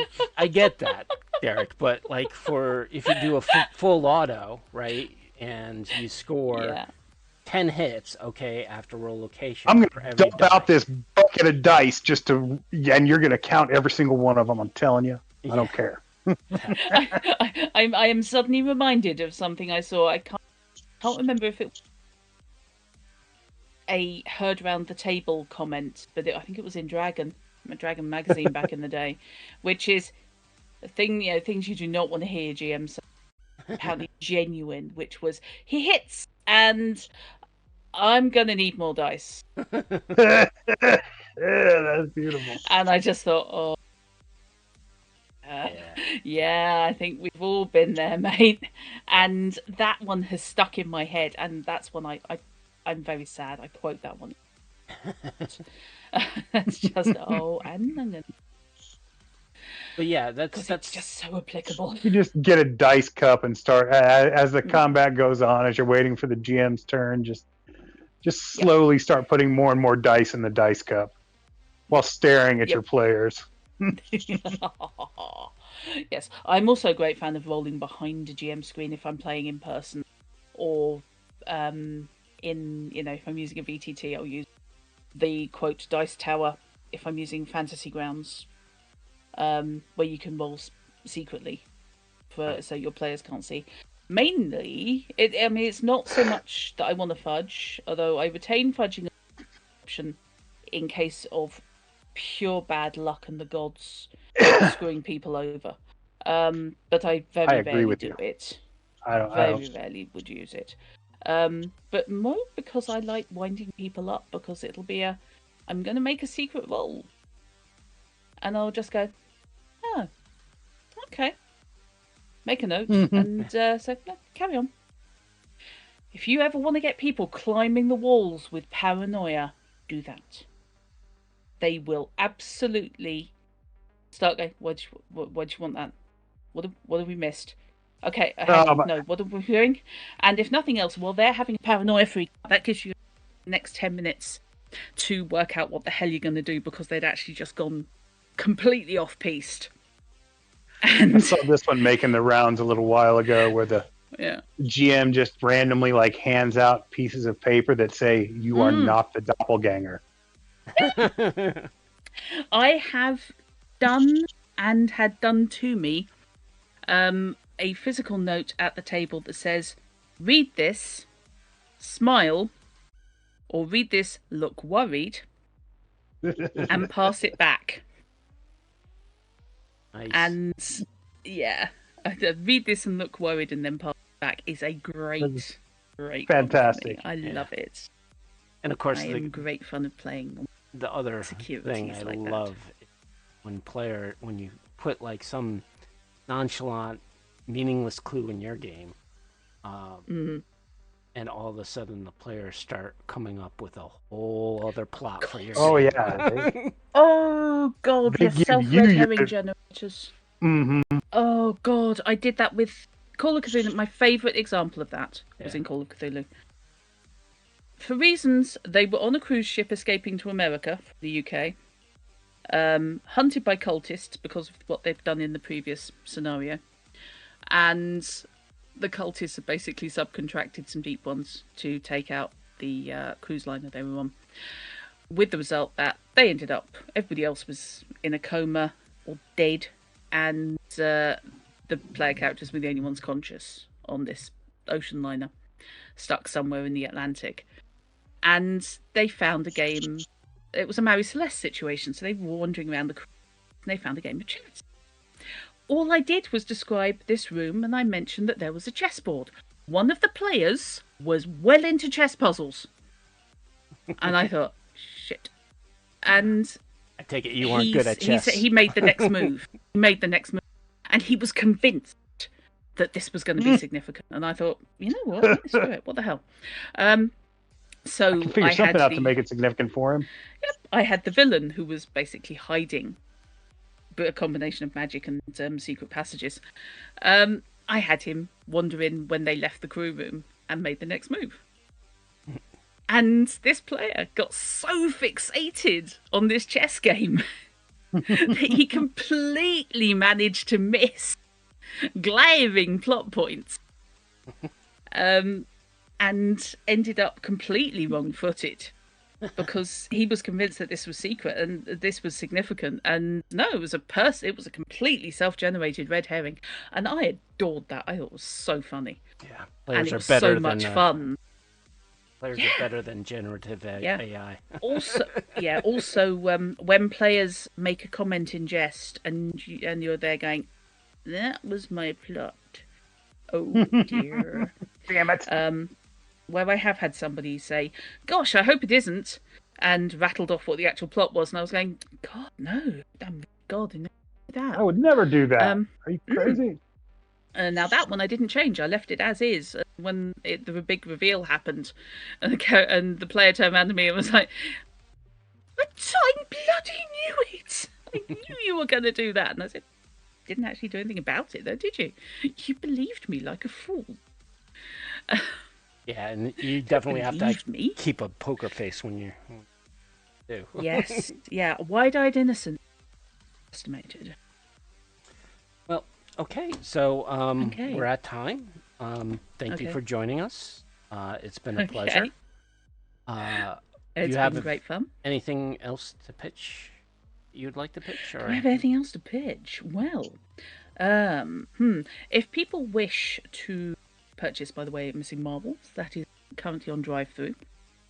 And I very much want people to buy that and play that as much as possible. Got cats. It's got the cat. It's got a cat. It's got the absolutely adorable cat, who is loosely personality-wise based on a late pet. I looked after. R.I.P. Pippin. And also, if you are of a mind to watch actual plays or video game streams or even book club where I do readings, you can find me on my Twitch channel, twitch.tv/Druttercup, and I'm also Druttercup on YouTube. Basically Druttercup everywhere. That's slightly distressing these days.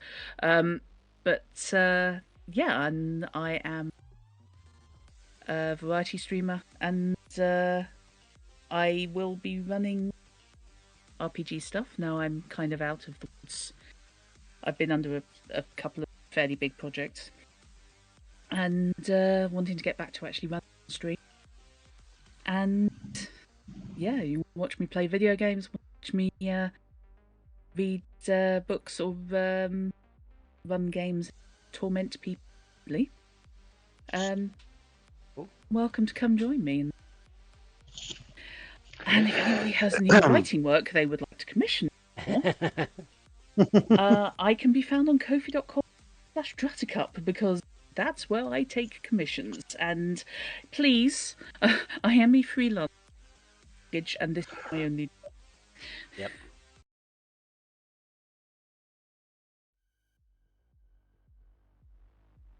Sorry for that.